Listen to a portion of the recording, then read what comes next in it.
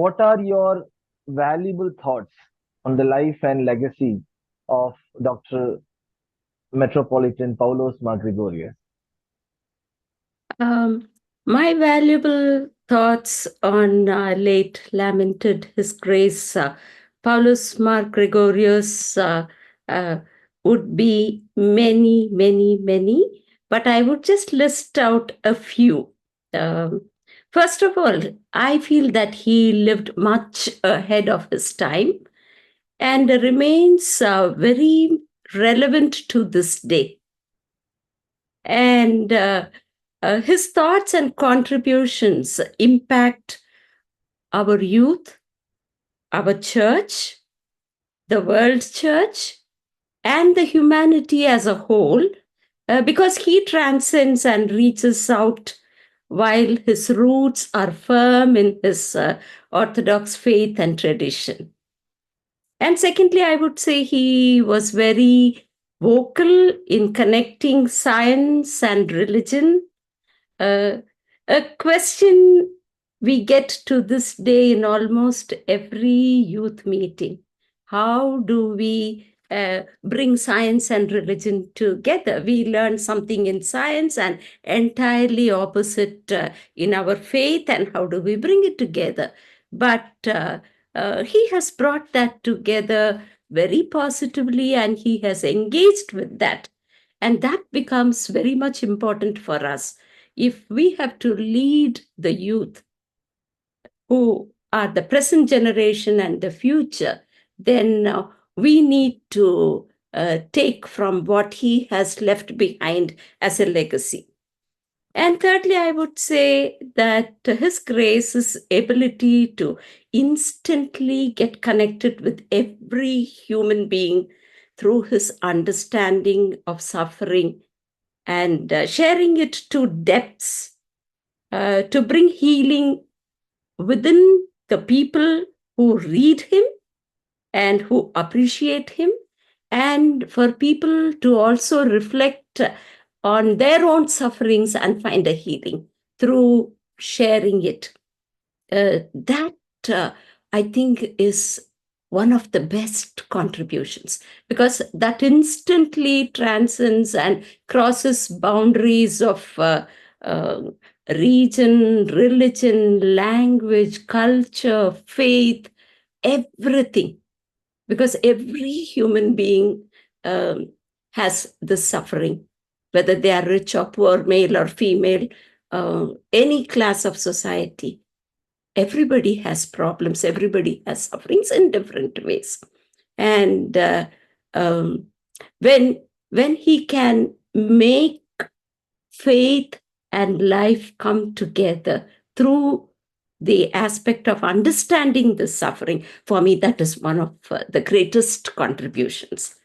He is, of course, a great theologian who could bring the latest in science and explain uh, theology and take theology forward to uh, a very much to the future.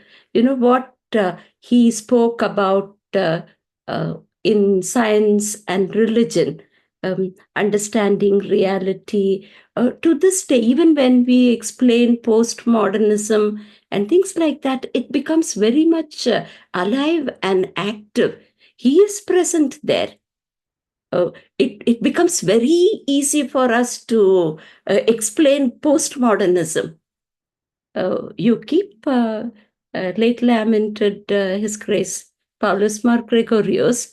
I think last month I had a class for young people on postmodernism, and I reflected on this thing. You know, where when what he says is, okay, we go back to the ancient faith, to the tradition, because that is where postmodernism is going to. Modernism drifted us away from everything, from the belief in God uh, and bringing in rationality. But Paulus Mar Gregorius, when he says we cannot understand the whole, uh, because we are subjects. and we will never be able to. So the fragmented identities, the fragmented understanding. And to explain this, he brought in a very famous physicist, David Bohm, of one of the best thinkers of the 20th century. To bring that person and explain this concept of understanding the whole and talking about holovers, talking about the three-dimensional, the process, not a linear way, but a 3D process, a layered, multiple layered reality. And then to say that we are the miniatures found in that reality of God. That is definitely an excellent contribution.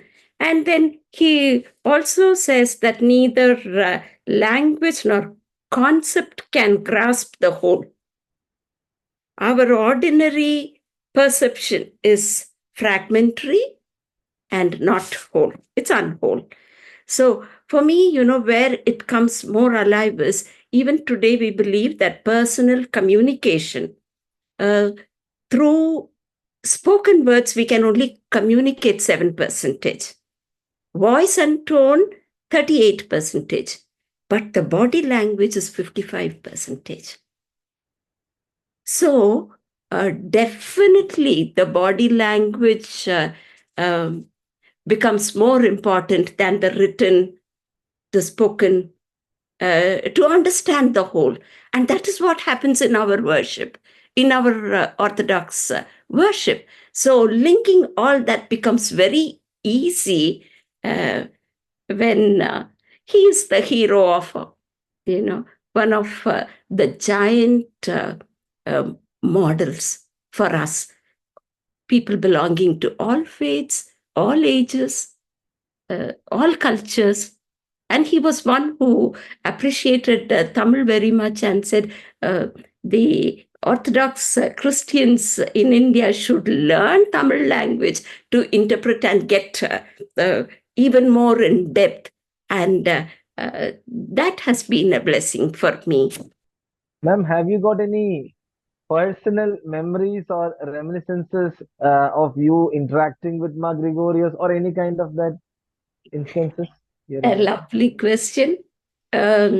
Unfortunately, I didn't have a personal meeting. I haven't met him or seen him, but he's one of the heroes of my heart. When I joined the Student Christian Movement of India, that was where I started my career. And then, of course, I worked with Bible Society. And after marriage, I went back to SEM. When I first went, we had a library in SEM, and there were many Bible study booklets. And one of them was Bishop Paulos Mar Gregorios' book, The Gospel of the Kingdom. Very thin, very small book. It wasn't very visible and it wasn't very attractive. And I looked at it, I just left it. But there was one magazine, Science and Religion from WCC, where there was a big picture of Tremeni with conversing with somebody else. And for me, I was interested in that subject. I was always interested in science and religion. So I just tried to read, but I think much of it went over my head at that time. And I left it there. After marriage, when I was working with SEM, and we stayed there as a family. One day when Achan came down, he saw this booklet, Bible study booklet, and it was by Father Paul Verghese. Then he took and he said, "Oh, this is our Trimenis, and then he's a great person." Then I was wondering, okay, what is it? Then Achan started telling me about his relationship with Rumeni as a student in the seminary. He was their teacher, their principal. So Paulus Mar Gregorios Rumeni became very, very live. To the extent when Achan said, do you know, one of the reasons why I took ordination was because of his conversation with me while he was teaching in Calcutta, and went to meet him at the railway station as Thrumeni was waiting there for a longer time. Then Thrumeni was pushing him. He said, no, don't wait for such a long time. Get ordained. The church needs you. And the for me, even the voice of late lamented His Grace Paulus Mar Gregorios is in my head and heart because of Achan. He has brought him very much alive into my life, and it has a deep impact. So very unfortunate that I did not meet him, but I still feel happy that I can read his books, and I did use him very much in my PhD thesis also. Relationship with Romani whenever he came here to visit, because in UK we believe that it was Paulus Mar Gregorius Thrumeni who formed this diocese, because whenever he passed through London, he used to conduct a service here. And that was the only time they had a service here, when they had people visiting. And he visited frequently because of his meetings to WCC. And he was very gracious to spend his time and to offer Holy Kurbana. As we know that Metropolitan Dr. Paulus Mar Gregorius has written uh, extensively and on the topic nature or ecology, and he has been its propagator. He's been a lover of nature, and he has presented it various national and international levels. So, ma'am, in what effective ways, according to you, can the church deal with the present ecological crisis? Thank you, Achan. For me, I would say the church needs to become proactive. We do a lot, but then we take the reactive response. Take, for instance, the recent Wayanad incident, the landslides, the floodings. The church chipped in. The church did a lot. Both the church and the society, I would say. If only we can play a proactive role, we can prevent at least some of these disasters. So that is where I think the church needs to gear itself to. Victims of ecological crisis we find around the world. And one of the ways, especially the Orthodox Church can contribute, because, like, I wouldn't say like Hinduism, but we do have the cultural and the traditional rituals or beliefs. One of which I really appreciate is our respect for the nature and for the natural elements, whether it is earth, water, fire, the space, everything. So there, we need to teach. We can play a very important role. I think it was in one of the UN meetings, online conferences on environment, where I said that the Indian culture and tradition can do a lot. Because once we respect nature, the natural elements, then we will be able to do a lot, prevent by not exploiting Earth's resources. because we destroy mountains, we bring down mountains, cut down the trees, we want to build buildings, we deprive the beaches of the natural sand, and all this aggravates to natural disasters. So, where we can, our spirituality, the spirituality where we can lead a simple life. I wouldn't be the person to preach on that because I wouldn't be following it much. But that is where we are compelled to go.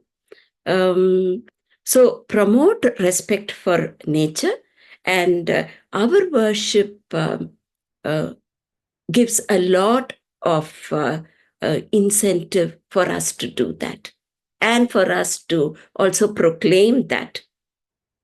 And I think like that we can do a lot in cutting the carbon footprints. And also, we need to listen to the voice of the ecological victims. For example, um, about 30, 40 years, 4 decades ago, in the ecumenical meetings, people from the Far East, the Pacific Islands, they were crying. They said our islands are going to be submerged. The water level is rising. And people in the West heard that and they were laughing. What are you talking about?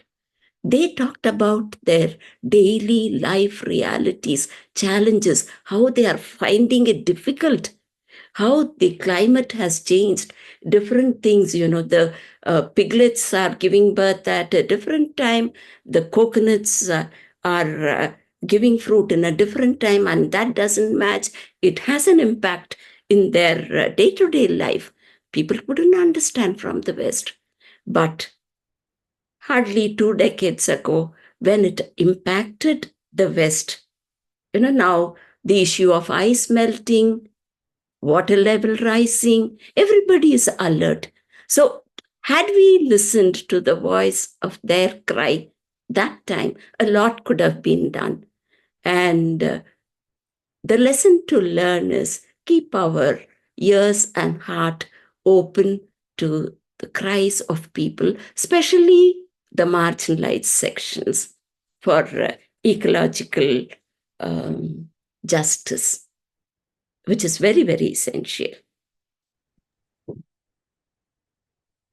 As we are witnessing in this present era that uh, lakhs of students, thousands of families, they are, especially from our church, they are migrating to countries abroad, in areas where there is a lot of demands regarding jobs and also educational opportunities.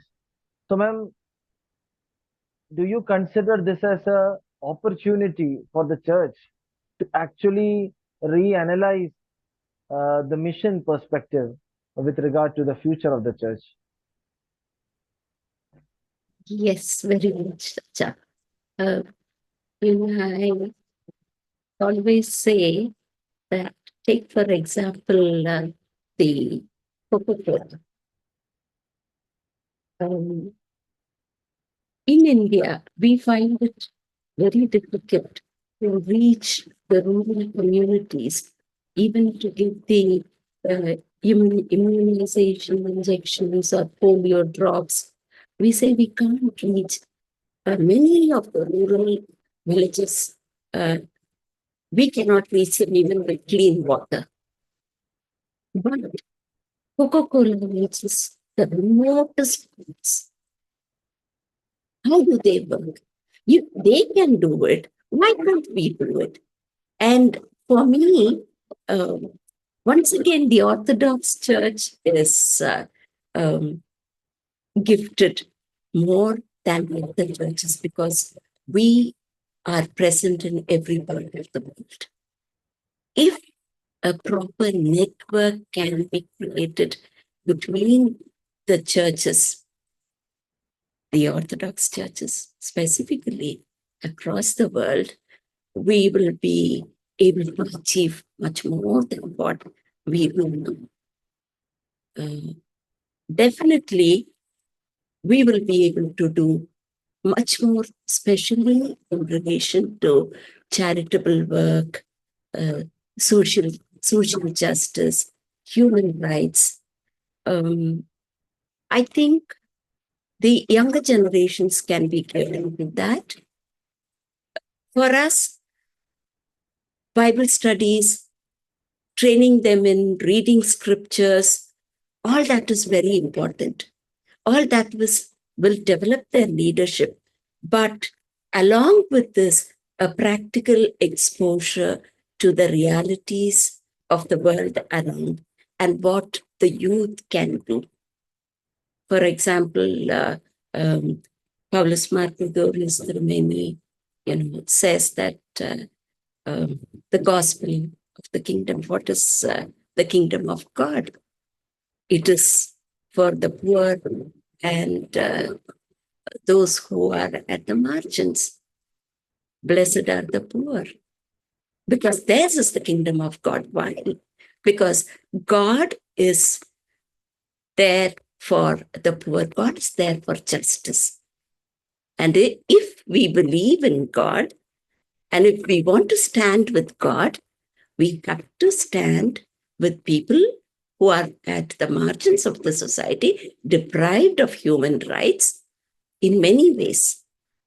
So, for me, I would say, in the name of mission, we do a lot.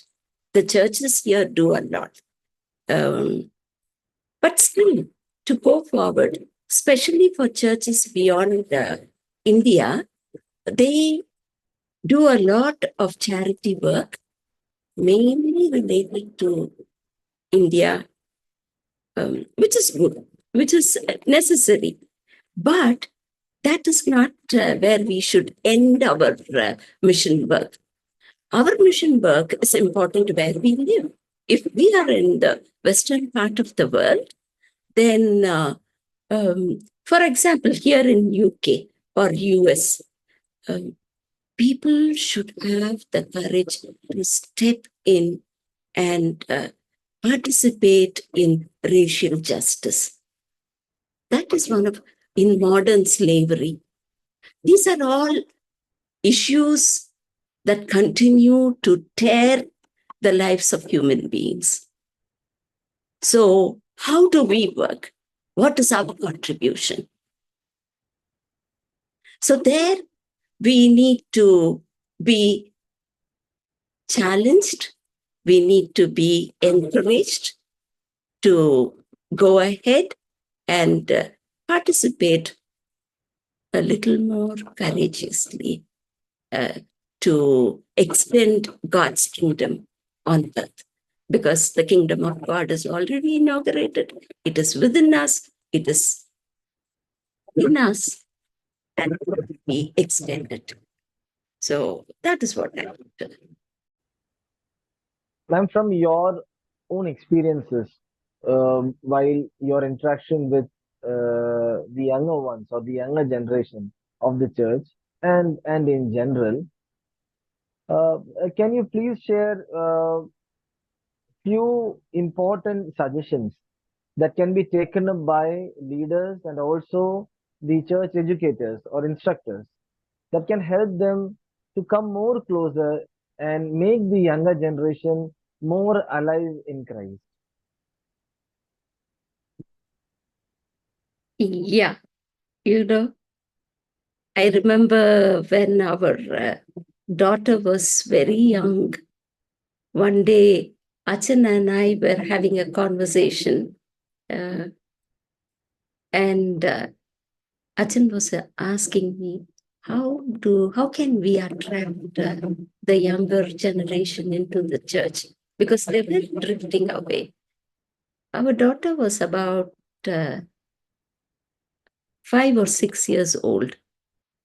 She just jumped up and sat on Achan's stomach. And then she said, I know how to attract young people. You stop growing here, you start growing your hair like this, you play the guitar, and then shake your head and sing, all the youth will come back. We had a good laugh about that. For me, I know we can't do that. We won't be able to do that. But how do we make it um, more real and attractive? Definitely our worship services. Um, by that, I think uh, many of our states outside Kerala, I think now are coming up with liturgy in their state language. Um, but still, I am sure there are communities, churches within India where they would lack that. Providing the worship in the language that children and young people relate to, understand, talk in their day to day life matters a lot.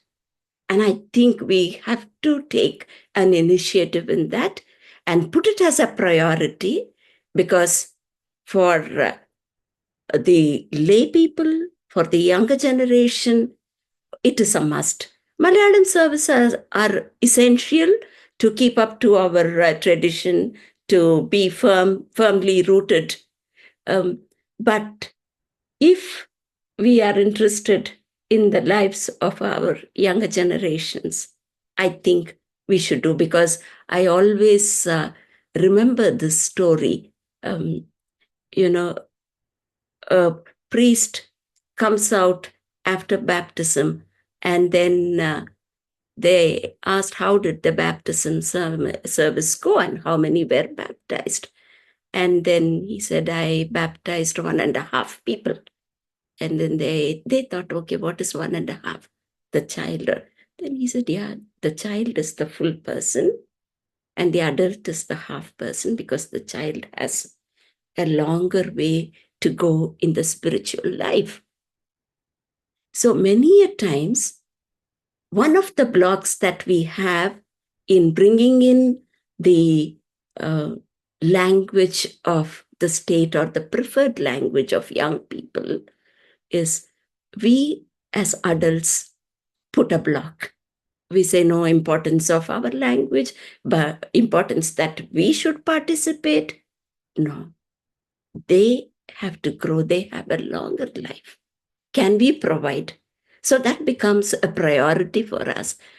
Just like that, outside India, in the Western countries, especially, if we don't specify the need for English language for our worship, then it's a disaster. It is a disaster. And I was so proud once again, to hear from one of the lay people here in UK, who had a very strong relationship with our Paulus Mar Gregorios Drameni. And then he used to say, he said that wherever we live, our worship should take place in the language of that country, which means give importance to English here in the Western. It happens, we have, but still, it should be there in every parish. I think the American diocese has done a lot of work, provided a lot of liturgical resources.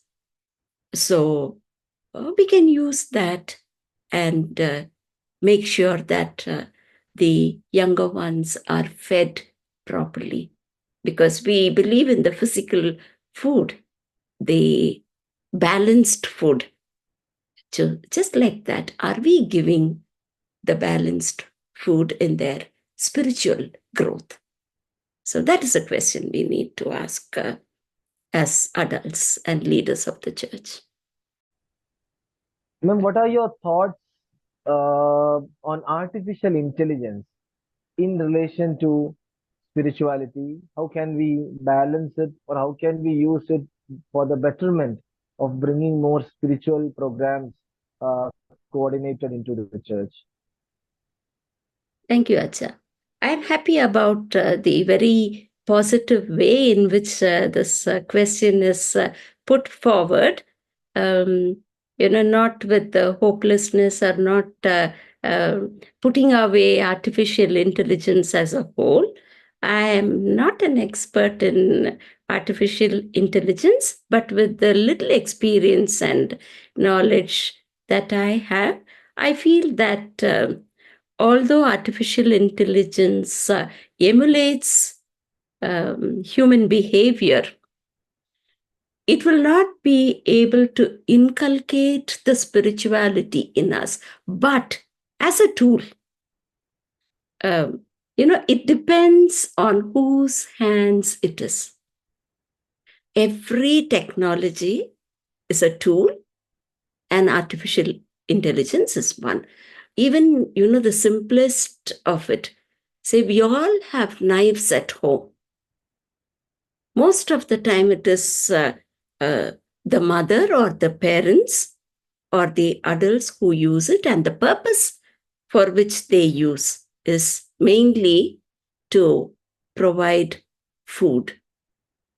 And you will hear very few cases of violence using these tools. Never.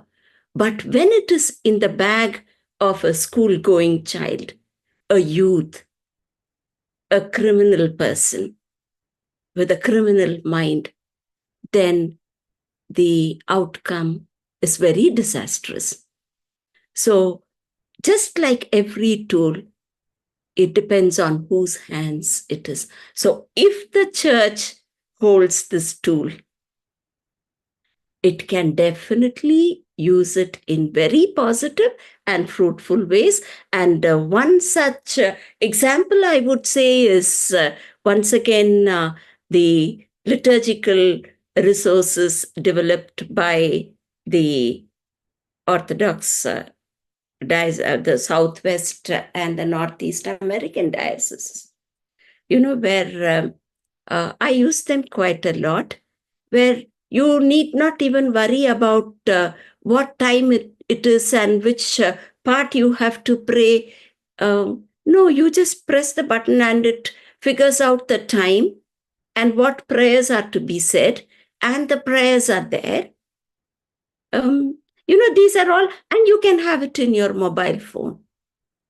So you carry, the young people have their mobile phones with them, and depending on how we guide them, we can either lose them or gain them more into the church.